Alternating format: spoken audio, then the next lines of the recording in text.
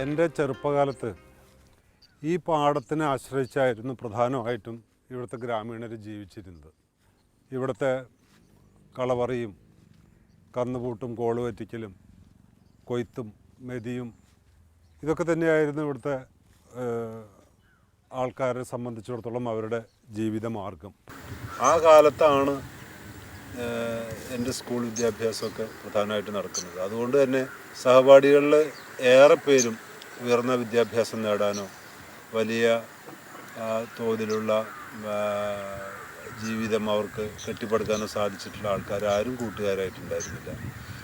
ഒരു 6ാം ക്ലാസ്സോ 7ാം ക്ലാസ്സിലൊക്കെ ആകുമ്പോഴേക്കും മദ്രാസിലേക്കോ ബോംബെയിലേക്കൊക്കെ നാട് വിട്ടുപോയി അവിടെ എന്തെങ്കിലും ബേക്കറികളിലോ ഫാക്ടറികളിലോ ഒക്കെ ജോലി ചെയ്യുന്ന സുഹൃത്തുക്കളാണ് അധികം ഉണ്ടായിരുന്നത്. ഒട്ടും സമ്പന്നമായിരുന്നില്ല ഈ നാടിൻ്റെ അവസ്ഥ. ഇന്ന് അതിൻ്റെ മുഖച്ഛായയൊക്കെ മാറി. പ്രധാനമായിട്ടും ഈ ഗൾഫ് നാടുകളിലേക്ക് പോയിട്ട് പണം സമ്പാദിക്കാനും ജോലികളിൽ ഏർപ്പെടാനൊക്കെ സാധിച്ചത് കാരണം തന്നെയാണ് ഈ നാട്ടിലെ സാമ്പത്തിക അവസ്ഥയ്ക്കൊക്കെ മാറ്റം ഉണ്ടായത്. സിനിമയിൽ അഭിനയിച്ചു കൊണ്ടിരിക്കുന്ന സമയത്ത് തന്നെ നമ്മൾ ഈ നാട്ടിൻപുറത്ത് തന്നെയായിരുന്നു. സിനിമയിൽ നിന്ന് അഭിനയിക്കുന്നത്, അതായത് നമ്മളുടെയൊക്കെ ഒരു കാലമായപ്പോഴേക്കും സിനിമ മദ്രാസിൽ നിന്നൊക്കെ കേരളത്തിലേക്ക് വരികയും ഇവിടുത്തെ ലൊക്കേഷൻസ്, നാച്ചുറൽ ലൊക്കേഷൻസിലാണ് ഷൂട്ടിങ്ങൊക്കെ ഉണ്ടായിരുന്നത്. അപ്പോൾ സിനിമയുള്ള സമയത്ത് വീട്ടിൽ നിന്ന് പോവും, വീണ്ടും ഇവിടെ വീട്ടിൽ തന്നെയായിരിക്കും. അപ്പോഴും ഒരിക്കലും ഈ നാടായിട്ടുള്ള ബന്ധത്തിന് സിനിമാ ജീവിതം ഒരു വിഘാതമായിട്ട് ഉണ്ടായിരുന്നില്ല. അതുകൊണ്ട് തന്നെ ഈ ചുറ്റുപാടിലുള്ള നമ്മളുടെ ഈ ഗ്രാമത്തിലും അതുപോലെ നമ്മളുടെ ഈ രാജ്യത്ത് നടക്കുന്ന എല്ലാ കാര്യങ്ങളിലും ഒരു തരത്തിലല്ലെങ്കിലും മറ്റൊരു തരത്തിൽ നേരിട്ട് ബന്ധമുള്ളൊരു വ്യക്തിയായിരുന്നു. അപ്പോൾ സാമൂഹ്യ പ്രശ്നങ്ങൾ കൈകാര്യം ചെയ്യുന്ന ടെലിവിഷൻ പ്രോഗ്രാംസിൽ എനിക്ക് നമ്മൾ ആദ്യം പോയപ്പോൾ നമുക്കതൊരു എന്തെങ്കിലും അതൊരു പുതിയ ഒരു സംഗതിയായിട്ടൊന്നും തോന്നിയില്ല. സാധാരണ നമ്മൾ ചർച്ച ചെയ്യുന്ന കാര്യങ്ങളൊക്കെ തന്നെയായിരുന്നു ചർച്ച ചെയ്യുന്നത്. അപ്പോൾ ആ ചർച്ചയിൽ ആദ്യം ഉദ്ദേശിച്ചിരുന്നത് തമിഴിലൊക്കെ ഉണ്ടായിരുന്ന ഒരു പ്രോഗ്രാം പോലെയുള്ള ഒരു നാട്ടരങ്ങ് പ്രോഗ്രാമായിരുന്നു. അതായത് ഏതെങ്കിലും ഒരു സബ്ജക്റ്റ് പറയുക, കുറച്ച് ആൾക്കാർ അതിൽ സെലക്ട് ചെയ്യുക, എന്നിട്ട് ആ 2 വെർഷൻസ് ഉണ്ടാവുക. ഇപ്പോൾ ഗോതമ്പാണോ നല്ലത്, അരിയാണോ നല്ലത് എന്നുള്ളൊരു സബ്ജക്റ്റ് എടുത്തിട്ട്, അതുപോലെ അമ്മയാണോ അമ്മായി അമ്മയാണോ, ഇങ്ങനെയൊക്കെയുള്ള വിഷയങ്ങളുണ്ടല്ലോ. അപ്പോൾ അതിൽ 2 ഗ്രൂപ്പ് ആയിട്ട് ആദ്യം സെലക്ട് ചെയ്തിട്ടുള്ള പ്രസംഗകരെ കൊണ്ട് പ്രസംഗിപ്പിക്കുക എന്നുള്ളൊരു മട്ടായിരുന്നു ആദ്യം ഉണ്ടായിരുന്നത്. അപ്പോൾ അത് 1-2 പ്രോഗ്രാം കഴിഞ്ഞപ്പോൾ ജനങ്ങൾക്ക് ഇടപെടാനും ജനങ്ങൾക്ക് പരസ്പരമായിട്ട് ഇരുന്ന് വർത്തമാനം പറയാനുമുള്ള ഒരു വേദിയാക്കിയിട്ട് മാറ്റണം എന്നുള്ള ഒരു ആശയം ഉരുത്തിരിഞ്ഞു വരികയും അതാണ് പിന്നെ പിൽക്കാലത്തെ ഈ നാട്ടരങ്ങ് പ്രോഗ്രാമിൽ വളരെയധികം ജനപ്രിയ പരിപാടിയായിട്ട് മാറിയത്. എന്നെ സംബന്ധിച്ചിടത്തോളം ചെറുപ്പത്തിൽ ഇപ്പോൾ ഈ അച്ഛൻ സിലോണിലായിരുന്നു, അമ്മ ഒരു സ്കൂൾ ടീച്ചറായിരുന്നു, പിന്നെ ഞാൻ മാത്രമേ ഉള്ളൂ, ജ്യേഷ്ഠൻ ശ്രീരാമകൃഷ്ണ ആശ്രമത്തിൽ. അപ്പോൾ എൻ്റെ ജീവിതം ഒരു വീടിനുള്ളിൽ ഇരുന്നിട്ട് ഇങ്ങനെ പഠിക്കുക, ട്യൂഷൻ, അല്ലെങ്കിൽ രാവിലെ സ്കൂളിൽ പോവുക, വൈകുന്നേരം വരിക, അങ്ങനെ സംഭവമായിരുന്നില്ല.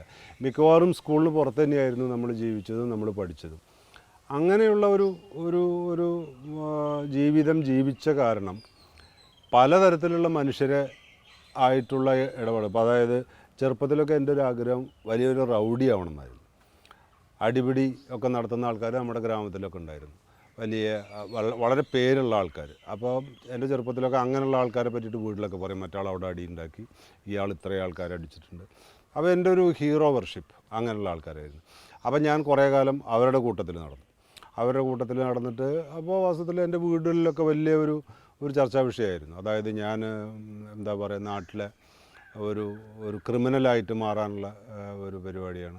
പിന്നെ കുറച്ച് കാലം കഴിഞ്ഞപ്പോൾ അതിൽ നിന്ന് പോന്നിട്ട് പിന്നെ സിനിമക്കാരുടെ കൂടെ. അപ്പോൾ ഏത് വിധേയലും ഇപ്പോൾ ഈ അമ്മയൊക്കെ ഈ അടുത്ത കാലത്ത് മരിക്കണ വരെ എന്നെ സംബന്ധിച്ചിടത്തോളം വളരെ അവർക്ക് ഒട്ടും താല്പര്യമില്ലാത്ത ഒരു ജീവിതമാണ് നമ്മൾ ജീവിച്ചു പോകുന്നത്. അതായത് ഇവൻ ഇനിയും ശരിയായിട്ടില്ലല്ലോ, ഇവൻ എന്താണ് ഇങ്ങനെ ഒരു ജോലിയില്ല, ഒരു വരുമാന മാർഗ്ഗമില്ല, എപ്പോഴും ഇങ്ങനെ സിനിമ അല്ലെങ്കിൽ നാട്ടുമധ്യസ്ഥ, രാഷ്ട്രീയം, അത് ഇത് എഴുത്ത് എന്നൊക്കെ പറഞ്ഞിട്ട് ഇങ്ങനെ നടക്കുന്നു എന്നുള്ള. പക്ഷേ ഇത്തരത്തിലുള്ള ഒരു സാഹചര്യത്തിൽ ജീവിച്ച കാരണമാണ് തിരിഞ്ഞു നോക്കുമ്പോൾ നല്ലതോ ചീത്തയൊന്നും എനിക്കറിയില്ല, എൻ്റെ പോലത്തെ ഒരു വ്യക്തി സ്വരൂപപ്പെട്ടത്, അല്ലെങ്കിൽ ഈ ഒരു വ്യക്തിയിലേക്ക് ഞാൻ വളർന്നത് ഇത്തരത്തിലുള്ള വേറെ ഒരു നിലയ്ക്ക് നോക്കുമ്പോൾ വളരെ പ്രതികൂലമായിട്ടുള്ള സാഹചര്യം എന്ന് പറയും. ആ സാഹചര്യങ്ങളിലൂടെ ജീവിച്ചു വന്ന കാരനാണ് ഇത്രയും ഡിഫറൻ്റ് ആയിട്ടുള്ള കാര്യങ്ങളിലൊക്കെ തന്നെ ചെന്ന് ഇടപെടാനുള്ള ഒരു മനോധൈര്യം നമുക്കുണ്ടാവുകയും ഇങ്ങനെ വ്യത്യസ്തമായിട്ടുള്ള ഒരു തരം ജീവിതം ജീവിക്കാനുള്ള ഒരു ആർജവം ഉണ്ടായതും എന്നെനിക്ക് തോന്നുന്നു. ശ്രീരാമൻ്റെ വേറിട്ട കാഴ്ചകളെ സംബന്ധിച്ചിടത്തോളം അത് സാധാരണ ഒരു ജേർണലിസ്റ്റിക് റൈറ്റിങ്ങിനേക്കാളും കൂടുതലായിട്ട് ഈ കഥാപാത്രങ്ങളിലെല്ലാം തന്നെ ശ്രീരാമൻ്റെ ഒരു ആത്മീയ അംശം ഉണ്ടെന്നുള്ളതാണ് ഇതിൻ്റെ ഒരു പ്രത്യേകത. ഏത് കഥാപാത്രത്തിൽ എടുത്തു നോക്കിയാലും ശരി, നമ്മൾ സാധാരണ ഒരു ജേർണലിസ്റ്റ് എവിടെയെങ്കിലും പോയിട്ട് ഒരു കഥാപാത്രത്തെ കണ്ടെത്തി അവതരിപ്പിക്കുന്നത് പോലെയല്ല, തൻ്റെ തന്നെ അംശം ഉള്ള ചില കഥാപാത്രങ്ങളെയാണ് ശ്രീരാമനിൽ കണ്ടെത്തി അവതരിപ്പിക്കുന്നത്. അത് സാധാരണ ഗതിയിൽ ഇപ്പോൾ ഒരു കവിത അല്ലെങ്കിൽ നോവൽ അങ്ങനെയുള്ള കഥാരൂപങ്ങളിൽ വരുമ്പോൾ വലിയൊരു ആർട്ടിസ്റ്റിക് രൂപമായിട്ട് വരും. പക്ഷേ ഇത് യഥാർത്ഥമായിട്ടുള്ള സത്യസന്ധമായ രീതി ആയതുകൊണ്ട് ശ്രീരാമൻ്റെ ഈ സ്വഭാവവുമായിട്ട് ബന്ധപ്പെടുത്തി പറയുമ്പോൾ ഇതിൻ്റെ കാപട്യം തന്നെ തീരെ ഒഴിവാക്കിക്കൊണ്ടുള്ള ഒരു റെപ്രസെൻറ്റേഷനാണ്. വേറിട്ട കാഴ്ചകൾ ഇതിന് മുൻപ് തന്നെ ഇത്തരം ക്യാരക്ടേഴ്സിന് നമ്മൾ ഈ നാട്ടുംപുറത്തുകാരനായ കാരണം ഇത്തരത്തിലുള്ള പല ആൾക്കാരെ പറ്റിയും വീട്ടിലും ഇതുപോലുള്ള നമ്മൾ പോകുന്ന ഇപ്പോൾ ചായക്കടയിൽ നാട്ടുംപുറത്തൊക്കെ ഇങ്ങനെ പറയും. പാമ്പ് ഗോവിന്ദൻ എന്ന് പറഞ്ഞിട്ടുള്ള ഒരാളുണ്ടായിരുന്നു, കൽബ് സന്തോഷം ഉണ്ടായിരുന്നു.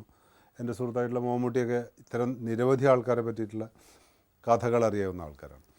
അപ്പോൾ ഇതുപോലെ പല ക്യാരക്ടേഴ്സിനെ പറ്റിയിട്ടും പി ടി കുഞ്ഞഹമ്മദ് എന്ന് പറഞ്ഞിട്ടുള്ള നമ്മുടെ ഒരു സുഹൃത്ത് സിനിമാ സംവിധായകനാണ്, ഒരു മുൻ MLA ആണ്.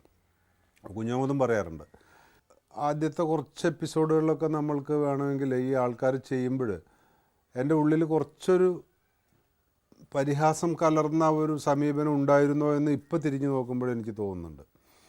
പിന്നെ എനിക്ക് ആ ഒരു സംഗതി വളരെ കുറഞ്ഞു വന്നു. ആദ്യം സാധാരണ ആൾക്കാരൊക്കെ ഇത്തരം ആൾക്കാരെ കാണുമ്പോൾ ചെറിയ ഒരു പരിഹാസം ഉള്ളിൽ ഉണ്ടായിരുന്നു എന്ന് തോന്നുന്നു. അത് ഓരോ പ്രോഗ്രാം കഴിയും തോറും അവരോട് വളരെയധികം അടുക്കാനും അവരും നമ്മളുടെ ഒരു ആത്മാംശം അവരിലുണ്ടെന്നും നമ്മൾ തന്നെയാണ് അത് എന്നുള്ള ഒരു തിരിച്ചറിവിൽ നിന്ന് ആണ് പിന്നെ അതായത് ആ പ്രോഗ്രാമിലൊരു ഡെവലപ്മെൻറ്റ് ഉണ്ടായി എന്നെ സംബന്ധിച്ചിടത്തോളം. അങ്ങനെയുള്ളൊരു സമയത്താണ് കലാകൗമുദിയിൽ ഇത്തരം ക്യാരക്ടേഴ്സിനെ പറ്റിയിട്ട് എഴുതാൻ വേണ്ടിയിട്ട് പറയുന്നത്. 2-3 ഈ ലേഖനങ്ങൾ കഴിഞ്ഞപ്പോൾ റെസ്പോൺസൊക്കെ ഉണ്ടായി. പല ആൾക്കാരും കത്തുകൾ എഴുതുന്നു, ഇങ്ങനെ വായിക്കാൻ തുടങ്ങി. അതിൻ്റെ ഒരു ബലത്തിലാണ് പിന്നെ തുടർന്നുള്ള ആൾക്കാരെ പറ്റിയിട്ടൊക്കെ എഴുതിയത്. പിന്നെ അത് ഈ എഴുതിയത് വളരെ അതായത് അതിൻ്റെ വിഷ്വലായിട്ട് ചെയ്തതിനേക്കാളും നന്നായിരുന്നു, അല്ലെങ്കിൽ കൂടുതൽ ഹൃദ്യമാണ് എഴുതിയതെന്ന് പല ആൾക്കാരും അഭിപ്രായപ്പെട്ടു. അതിലെനിക്ക് ഏറ്റവും വലിയൊരു സന്തോഷം തോന്നിയത്, ഞാനൊക്കെ വളരെ ദൂരെ നിന്ന് നോക്കി ആരാധിച്ചിരുന്ന MT വാസുദേവൻ നായർ ഈ പുസ്തകത്തിൻ്റെ പ്രകാശന വേളയിൽ പറഞ്ഞു, ഈ എഴുത്തിന് തന്നെയാണ് വിഷ്വൽ മീഡിയയെക്കാളും ശക്തി കൂടുതൽ എന്നുള്ളത്. അദ്ദേഹത്തിൻ്റെ പോലെയുള്ള ഈ അക്ഷരം കൊണ്ട് ഈ പ്രവൃത്തി ചെയ്യുന്ന ആൾക്കാരെ സംബന്ധിച്ചിടത്തോളം വലിയ ഒരു ആത്മവിശ്വാസം തരുന്നു എന്ന് പറഞ്ഞത് എനിക്ക് വലിയ ഒരു കാര്യമായിട്ട് തന്നെയാണ് ഞാനതെടുക്കുന്നത്. പല ആൾക്കാരെ സംബന്ധിച്ചിടത്തോളം സിനിമയിലേക്ക് വരുമ്പോൾ ഈ എഴുത്തുകളൊക്കെ കുറഞ്ഞു പോവുകയും മറ്റുള്ള ആക്ടിവിറ്റീസൊക്കെ കുറഞ്ഞു പോകലാണ് പതിവ്. എനിക്ക് നേരെ തിരിച്ചാണ് ഉണ്ടായത്. അപ്പോൾ ഞാൻ മുൻപ് ചെയ്യാത്ത പല കാര്യങ്ങളും സിനിമയിൽ വന്നതിന് ശേഷമാണ് ചെയ്യാൻ തുടങ്ങിയത്. പല വ്യത്യസ്തമായിട്ടുള്ള അനുഭവങ്ങളുണ്ടാവുകയും ആ അനുഭവങ്ങളിൽ നിന്നൊക്കെ ഓരോ തരത്തിലുള്ള പുതിയ തരത്തിലുള്ള എൻ്റെ സ്പിരിച്വൽ എക്സ്പീരിയൻസ് ആയാലും ശരി, ലിറ്ററേച്ചറിൻ്റെ എക്സ്പീരിയൻസ് ആയാലും ശരി, സോഷ്യൽ എക്സ്പീരിയൻസ് ആയാലും ശരി, എല്ലാത്തിലും സിനിമയ്ക്ക് ശേഷമാണ് എൻ്റെ ജീവിതത്തിൽ വലിയ ഒരു മാറ്റങ്ങൾ ഉണ്ടായിട്ടുള്ളത്. അത് വളരെ പോസിറ്റീവായിട്ട് ആണ് എന്ന് തന്നെ ആണ് ഞാൻ കണക്കാക്കുന്നത്. ഇത് എൻ്റെ കുടുംബം, ഭാര്യ ഗീത, മകൾ ലക്ഷ്മി. അവൾ ഇപ്പോൾ MCOM കഴിഞ്ഞിട്ട് അവളൊരു വോയിസ് ട്രെയിനിങ് ഒരു കോഴ്സിന് പോകുന്നു. ഇയാൾ ഹരികൃഷ്ണൻ തൃശ്ശൂർ കേരളവർമ്മ കോളേജിൽ പഠിക്കുന്നു. ഫങ്ഷണൽ ഇംഗ്ലീഷും ജേർണലിസവും പഠിക്കുന്നു. പിന്നെ നമ്മളുടെ എൻ്റെ ഒരു കാലഘട്ടത്തിലുണ്ടായിരുന്ന ഞാൻ അനുഭവിച്ച ഒരു വിദ്യാർത്ഥി ജീവിതമല്ല ഇവരെ സംബന്ധിച്ചിടത്തോളം ഉള്ളത്. അത് കാരണം ഇവരുടെ അനുഭവങ്ങൾക്കും എൻ്റെ അനുഭവങ്ങൾക്കും വളരെ വ്യത്യാസം ഉണ്ടാവും. എൻ്റെ ഭാര്യയെ സംബന്ധിച്ചിടത്തോളം ആണെങ്കിൽ അവളുടെ കല്യാണത്തിന് മുമ്പ് ഞാൻ ഒരു സിനിമയിൽ അഭിനയിച്ചിട്ടുണ്ട്. എന്നെ കല്യാണം കഴിച്ചു കഴിഞ്ഞാൽ എന്നും സിനിമയ്ക്ക് പോകാം എന്നുള്ള ഒരു തെറ്റിദ്ധാരണയിലാണ് അത്ര കല്യാണം കഴിച്ചത്. പിന്നെയാണ് മനസ്സിലായത് ഈ സിനിമക്കാർ എന്ന് പറഞ്ഞാൽ സിനിമയ്ക്ക് പോകുന്ന പരിപാടിയല്ല, അവർ വേറൊരു തരത്തിലുള്ള സംഭവമാണെന്നൊക്കെ. അങ്ങനെ അവൾക്കതിൽ നിരാശയാണ് ആദ്യം തോന്നിയത്. പിന്നെ ഈ പറഞ്ഞ കൂട്ടത്തിൽ പൊരുത്തങ്ങളും ഒക്കെയായിട്ട് വളരെ സന്തോഷകരമായിട്ടുള്ള ഒരു ജീവിതം എന്ന് ഞാൻ എൻ്റെ ജീവിതത്തിനെ പറ്റി പറയുന്നില്ല. ചുറ്റുപാടുകളും ഉള്ള എൻ്റെ വീട്ടിലും ചുറ്റുപാടുകളിലൊക്കെ ഉള്ള ദുഃഖങ്ങളും ദുരിതങ്ങളൊക്കെ എൻ്റെ വീട്ടിലും പ്രതിഫലിക്കാറുണ്ട്. ഇതിപ്പോൾ ഈ വീട്ടിലിപ്പോൾ ഒരു മതിലിൻ്റെ ഒരു അംശം ഉണ്ടെങ്കിലും ഇതൊരു പെരുവഴി പോലത്തെ വീടാണ്. ഇതിൽ ആൾക്കാർ വരുന്നു പോകുന്നു, ചുറ്റും വീടിൻ്റെ അകത്തു കൂടെ പോകുന്നു, കടന്നു പോകുന്നു.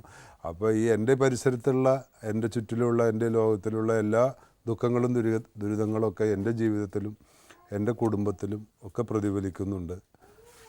അങ്ങനെ ഞങ്ങളും ജീവിക്കുന്നു.